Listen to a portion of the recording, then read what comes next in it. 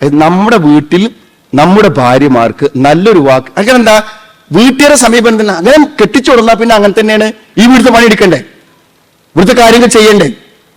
അതല്ലാതെ ഇങ്ങനെയൊക്കെ ചില സേവനങ്ങൾ ഇവർ ചെയ്യുന്നുണ്ടല്ലോ എന്ന് അവിടെ വേദനകൾ കണ്ടറിഞ്ഞിട്ടൊരു വാക്ക് പറയാൻ, ആ നിലക്കൊരു സമീപനം ചെയ്യാൻ നമ്മുടെ ഉമ്മമാർക്ക് സാധിച്ചില്ലെങ്കിൽ ആ ജീവിതം വല്ലാത്തൊരു ജീവിതമായി മാറും. അപ്പൊ ആ മനസ്സ് പരിഗണിക്കണം. അപ്പൊ നമ്മളും അവരോട് സ്വീകരിക്കുന്ന സമീപനം എന്തായിരിക്കും? ഇതൊക്കെ നീ ചെയ്യേണ്ട തന്നെയാണ്, ഇതൊക്കെ എന്റെ പണി തന്നെയാണ്, ഇതൊക്കെ എന്റെ ബാധ്യത തന്നെയാണ്, ഇതൊക്കെ നീ അല്ലാതെ ആരാ നിർവഹിക്കുക, അതിൽ മറ്റൊന്നും ഇവിടെ നിന്ന് പോയാൽ മതി എന്നാണ്. പിന്നെ ഇനി എന്തെങ്കിലുമൊക്കെ ഒരു മനസ്സിന്റെ വിഷമം പറയാൻ തുടങ്ങുമ്പോൾ എന്നോട് പറയണ്ട, ഉമ്മാന്റെ കുട്ടിയാണെങ്കിൽ എന്നോട് പറയണ്ട, എനിക്കത് കേൾക്കും വേണ്ട എന്നാ പറയാ. നമ്മുടെ വീട്ടിൽ കിടന്ന് അനുഭവിക്കുന്ന വേദനകൾ ആരോട് പറയും? കേൾക്കണ്ടേ സുഹൃത്തുക്കളെ?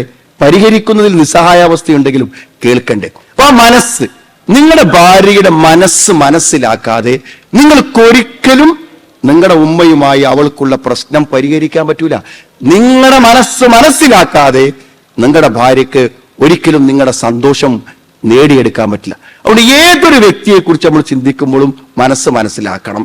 അതാണ് ഏറ്റവും പ്രധാനം. ഇപ്പൊ നമ്മളിപ്പോ വീട്ടിലേക്ക് ജോലി കഴിഞ്ഞാൽ നമ്മുടെ വൈഫ് ജോലിയുള്ള ആളല്ലാന്ന് വിചാരിച്ചോളി, വീട്ടിലേക്ക് നമ്മൾ ചെല്ലുമ്പോ നമ്മൾക്ക് എന്ത് ചെയ്യും? വെള്ളം തരാനോ ചായ തരാനോ കുറച്ച് നേരം വൈകിയാൽ നിനക്കറിയോ രാവിലെ പോയിട്ട് ഞാൻ ഇപ്പോൾ ഇവിടെ വന്നിട്ട് ഒരു വെള്ളം നീ തന്നോ എന്ന് നമ്മൾ ചോദിക്കുന്നു. സത്യത്തിൽ നമ്മൾ എന്താ ചിന്തിക്കുന്നത്? ഞാൻ വളരെ ബുദ്ധിമുട്ടി വിഷമിച്ച് പിന്നെ യാത്ര ചെയ്ത് ഇടങ്ങാറായി വരിക എന്നുള്ളതാണ്. നിങ്ങൾ ആലോചിച്ച് നോക്കുക, നിങ്ങൾ പോയിട്ട് എന്ത് ചെയ്യണം? നിങ്ങൾ എവിടെയും പോവാതെ, ഒരു ജോലിക്കും പോകാതെ, ഒരു റിലാക്സേഷനും ഇല്ലാതെ വീട്ടിൽ ഒരു വേലക്കാരിയെ പോലെ രാവിലെ നിങ്ങൾ എഴുന്നേൽക്കും മുമ്പ് എഴുന്നേറ്റ് നിങ്ങൾ ഉറങ്ങിയിട്ട് ഉറങ്ങുന്ന അവളുടെ സേവനത്തെ നമ്മൾ വിലമതിച്ചു. നമ്മുടെ വാക്കുകളിൽ ആ വിലമതിക്കുന്നില്ല നമ്മൾ. അവിടെയാണ് ആ മനസ്സിന്റെ വേദന. അവിടെ ആ മനസ്സിനൊരു വേദന ഉണ്ട് അല്ലേ?